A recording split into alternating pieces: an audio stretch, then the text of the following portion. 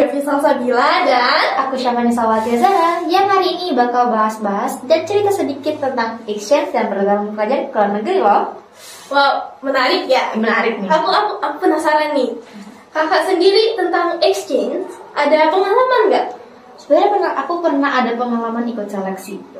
Waktu itu kelas 9 ya, kelas 9 naik ke kelas 10. Jadi persyaratan buat exchange itu kita minimal tuh kelas 10 atau kelas 11. Jadi kelas 12, kelas 9, 8, 7 dan sebagainya itu nggak bisa ikut. Cuma 10 dan 11 aja. Iya. Ada beberapa mungkin yang bisa buat SMP. Setahu aku ada sih buat SMP. Tapi kayak tuh masih di dalam negeri Iya, gitu. iya. Bukan di luar negeri. Apalagi orang tuanya mungkin agak susah ya. Iya, agak susah karena SMP itu tuh masih aduh anak kecil yang mau jadi dewasa gitu. Masih baru mau terjun ke dunia dewasa. Itu pas seleksi kemarin gimana Kak? Ya, deg-degannya dapat sebenarnya. Apalagi waktu kita di interview. Kita Deg-degan itu pasti. pasti banget itu deg-degan. Di interview itu bukan interview kayak, "Heh, kamu ngapain di sini?" Enggak kok. Interview gimana tuh? Kita interview mereka cuma mau kenal kita lebih jauh aja. Di sana bakal ada kayak psikologi. Ditanya, kamu sebenarnya gimana sih orangnya? Gitu. Nanti kita tanya terus sampai mentok. Jadi lebih baik dari awal kalian jujur waktu ditanya dibandingkan kayak ngada-ngada atau bohong gitu. Demi tampil lebih baik ya Iya. kan. Terus tuh juga kakak kemarin ngincer kemana exchange-nya emang? Aku kemarin pengennya sih ke Jepang, oh my god, Jepang. ke Jepang. Oh, kenapa tuh? Karena yang ada cuma ke Jepang. Oh. Jadi karena yang ada cuma ke Jepang Iya. yang dapat kemarinnya. Iya. Padahal banyak loh. Iya sebenarnya banyak tapi karena ruang lingkup kita nggak memadai, bun. Aduh. Selain ke Jepang, ada lagi nggak? Sebenarnya ada sih. Kita bisa ke negara-negara Eropa. Jadi tipe beasiswa itu tuh sebenarnya ada banyak. Ya, apa aja tuh? Tapi ada dua beasiswa tuh yang sebenarnya terkenal banget gitu, kayak di internet gitu. Wow, terkenal. Terkenal banget. Ada yang kita bayar pribadi. Jadi itu bukan beasiswa. Ini bukan beasiswa. Ini kayaknya cuma jalan-jalan ke luar negeri aja. Dapat pengalaman aja kan? Tapi enggak kayak kita bayar nih sama misalkan lembaga beasiswa itu kita bayar. Misalnya kita bakal dapat keluarga angkat. Terus kita bakal masuk di sekolah yang orang-orang di sana masukin. Jadi kayak kita kenalin budaya Indonesia, belajar bahasa Indonesia. Mereka juga kenalin budaya Jepang ke kita atau ke negara yang bakal kita kunjungi. Nah, yang satunya lagi itu ada beasiswa yang semuanya itu ditanggung sama pemerintah, sama pemerintah. Jadi tinggal bawa badan. Iya, tinggal kita bawa badan, otak. Itu paling penting sih. Karena kayak sampai sana, aduh pelongo-pelongo. Mana di sana nggak ada translate-nya. Jadi ya mana ini, aduh nggak ngerti apa ya ini. Jadi penting juga belajar bahasanya Iya, ya. belajar bahasa itu penting banget. Yang paling penting itu sebenarnya belajar bahasa Inggris karena yang kita tahu bahasa Inggris itu bahasa dunia gitu. Bahasa Kayak, internasional. semua orang pasti tahu bahasa Inggris, nggak mungkin nggak tahu bahasa Inggris. Ya. Jadi yang penting ya bahasa Inggris. Gitu. Kalau yang Jepang kemarin kakak ada belajar bahasa Jepangnya? Iya, ada belajar bahasa Jepang karena bahasa Jepang itu kayak syarat utama buat ikut gitu. Kalau misalkan nggak ada sertifikat atau surat keterangan pernah belajar bahasa Jepang, ya nggak bisa ikut dan otomatis berkas kita pasti udah ditolak. Dan kemarin dapat sertifikatnya? Dapat sertifikat. Dan sekarang sertifikatnya hilang. Oh, aduh keterlaluan ya, bisa-bisanya hilang. Sertifikat yang begitu berharga hilang. Aduh, jangan sampai yang lain jangan ditiru. Jangan ditiru ya, ini sesuatu hal yang tidak patut untuk ditiru. Cair barang berkas, sesuatu yang berharga. Jangan-jangan rapot itu hilang juga. Aduh enggak itu. Bisa aja kan, cencer. Jangan dong. Ya, jadi gara-gara sertifikat hilang, tahun ini harusnya aku ngulang lagi belajar bahasa Jepang. Tapi karena pandemi jadi agak susah gitu loh buat cari. Aduh di mana ya yang buka kursus bahasa Jepang online? Karena kebanyakan dari tempat kursus bahasa ya setahu aku banyak yang lebih milih buat kita istirahat dulu deh, jangan dulu deh, atau mereka kayak anak didik mereka yang lama cuma yang dibuat jadi berubah pelajarannya jadi online gitu. Karena menurut aku ya susah gitu loh mau belajar bahasa apalagi kita nih online. Belum ada lagi tuh sinyalnya yang ngadet-ngadet, kayak gurunya udah sampai Palembang, ini masih di Sekayu. Aduh, jauh banget. Aduh, ngelek ya. Ngelek. Apalagi tiba-tiba mati lampu. Aduh, itu. Dan sumber daya kita cuma dari wifi. Terus kadang kuota. Ada tuh beberapa wifi yang kalau walaupun udah hidup lampu tapi banyak yang pakai, dia bakal makin lemot dan akhirnya susah banget dipakai. Iya, ada. Susah banget sih. Aduh, kenapa malah bahas wifi ya gitu. Lanjut. Jadi di exchange itu kan selain ke Jepang tadi kakak ada kemana lagi tuh ngincer? Aku pengen tuh ke Cina, sumpah. Dari awal aku exchange tuh aku pengen banget ke China, karena yang merasa di China banyak orang-orang yang bisa kita ajak tukar pikiran dari berbagai negara loh. Beasiswa itu gak cuma dari China, gak cuma orang China aja, ada dari Inggris, mungkin dari Rusia, dari India, banyak negara lain yang mungkin kita bisa kayak tukar pikiran, gimana sih di negara kamu kalau ini gitu. Jadi kayak kita nggak terpaku sama lingkup ruang yang sama terus gitu. Yang ini aja. Apalagi kalau misalnya kita ikut beasiswa, koneksi kita juga meluas ya kan. Kita bisa kayak punya kenalan di luar negeri. Misal nih, jangan sampai tapi ya. Apa ini cuma misalkan aja. Apa? Kalau misalkan kita lagi tiba-tiba jalan ke luar negeri, dan lihat, tiba-tiba ada apa-apa tuh di jalan. Kita nggak tahu dong mau kemana kalau misalnya itu, kecuali ke kantor polisi. Kalau misalkan kantor polisinya jauh dari kita gimana? Kantor polisinya aja kita tahu dari mana. Karena mungkin kita bisa minta tolong teman kita yang tinggal di sana, kayak halo bisa tolongin liatin aku di sini. Ya, emang bisa ya ada HP. Cuma kalau misalnya HP-nya yang bermasalah itu yang jadi bermasalah. Aduh.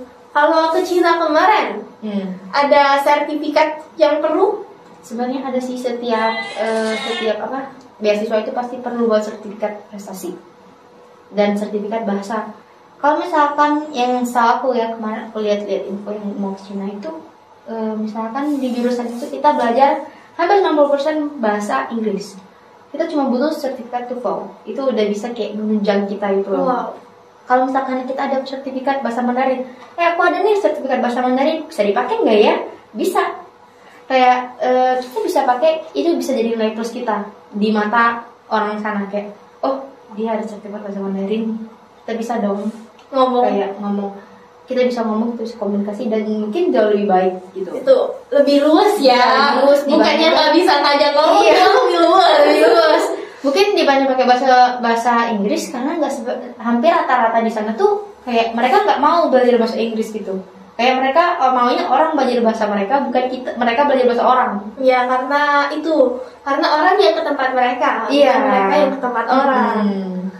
Terus tuh, kakak ini masih mau nyoba? Masih dong. Terus usaha terus sampai dapat. Sampai dapat berarti kuliah mau ngincer juga? Iya, mau ngincer. Kakak jurusan apa yang kuliah? Aku pengen ambil IT sih. Wow, IT. Niat awal aku ingin masak-masak, tapi nampaknya tidak jadi ya. Kenapa tuh? Karena ya sebenarnya masak-masak, kalau misalkan kita pikir kayak jadi chef itu, setiap orang pasti butuh makan. Gak mungkin orang nggak butuh makan. Pasti orang setiap orang pasti cari restoran. Tapi aku nggak mikirin gimana sih pasarnya waktu di zaman aku. Kayak setiap orang tuh pasti makin banyak dong. Apalagi setahu aku ya, jurusan chef atau tata boga itu udah banyak banget sekarang. Kayak banyak peminatnya.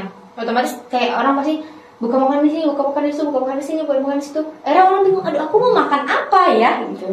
Makan aja sih. Aduh, apalagi kita cewek kan bingung, aduh mau makan apa ya hari ini. Kadang nge-scroll timeline tuh, mau makan apa ya? Akhirnya gak jadi makan.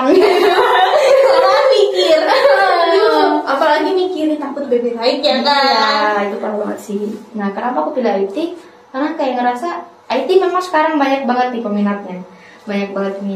Kayak kalau dilihat hampir semua orang banyak tuh. Kamu mau jurusan apa? IT dong.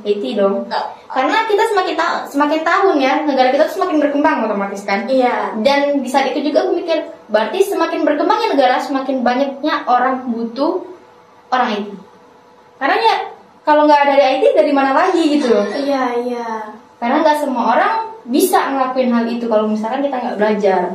IT itu yang ada coding-coding gitu bukan sih? Iya. Yang apa sih, teknologi gitu? Iya. Aduh.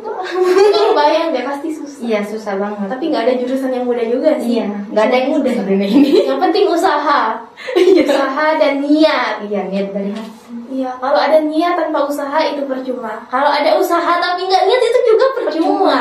Semuanya tuh harus diimbangi gitu. Iya, semuanya seimbang. Usaha dan niat. Bener banget. Apalagi ya kan perempuan nih. Iya. Walaupun zaman udah agak maju, tapi masih ada beberapa orang yang agak julid. Iya. Perempuan apa suka tinggi gimana ke dapur deh lo. Ngurusin anak aja sana sama suami. Aduh.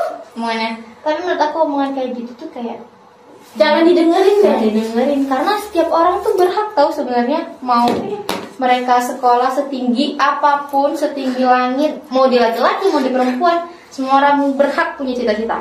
Iya. Ya walaupun sebenarnya kalau dipikir kalau ada perempuan itu pasti di dapur lah gitu. Ya tapi itu kan anak belajar pertama dari ibu. Jadi ibu juga itu butuh pendidikan yang tinggi. Jadi ilmunya nggak cuma buat dia sendiri. Iya. Walaupun orang pikir ilmu lu nggak bakal kepake, ngapain sih gitu. Enggak dong, nggak kayak gitu. Ilmu pasti bakal kepake sampai kapanpun. Sih ngomong-ngomong soal beasiswa, ya pernah nggak sih pengen ikut beasiswa atau ikut pertukaran pelajar gitu? Iya jujur, jujur aku sebenarnya udah tahu info beasiswa tuh dari kelas 9. Wow, kelas 9 ya kan. Aku itu kayak sekalian nyari lomba-lomba gitu, jadi ketemunya malahan pertukaran pelajar itu. Aku pernah pengen ikut yang ke Korea Selatan. Oh my god, ketemu apa nih? Iya sekarang Kicimata. tapi karena itu kelas 9 itu kan agak rancu gitu. Iya. Pelajarannya itu harus ngebut. Jadi aku agak nanti aja dulu deh. Ditunda-tunda terus ya. Iya, akhirnya sekarang aduh ngapain, mending sekolah aja deh. Kayaknya udah deh kita ngobrol. Tentang beasiswanya udah nih. Apa ya? Jadi dari kesimpulan yang dari kita bahas ini, pertama, jangan pernah berhenti belajar. Terus yang kedua, tanpa usaha, tanpa niat kamu nggak bakal jadi apa-apa. Jadi perlu usaha, perlu niat. Usaha sama niat loh. Ingat usaha sama niat. Terus tuh apa lagi? Kalian nggak apa-apa jenuh, nggak apa-apa capek. Istirahat itu penting banget. Walaupun kadang kita ngerasa capek, habis istirahat kita nggak mau lanjut lagi.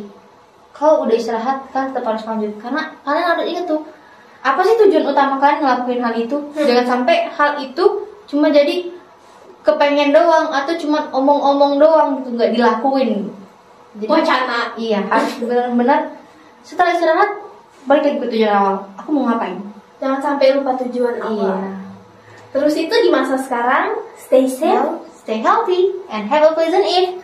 Bye.